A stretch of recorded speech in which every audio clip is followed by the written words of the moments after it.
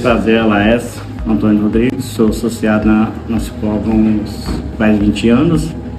Tenho uma empresa de motor, de caminhão e uma serraria.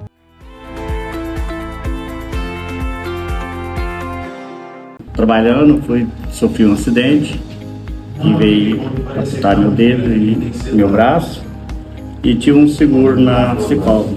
Eu fui bem atendido e recebi uma indenização boa do Cicobi. Pensar que é só quando eu morresse, né? Que o seguro ficava com minha filha, mas eu tive a surpresa, fiquei muito satisfeito. Agradeço a Júlia que correu atrás para mim. Quero agradecer a todos eles, que graças a Deus, todas as vezes que eu venho cá eu sou bem atendido. Eu, Laes, indico o Cicobi, vocês virem ser associados a Cicobi. Vocês podem procurar que vocês vão ser bem atendidos e pode fazer o seguro que vocês vão receber.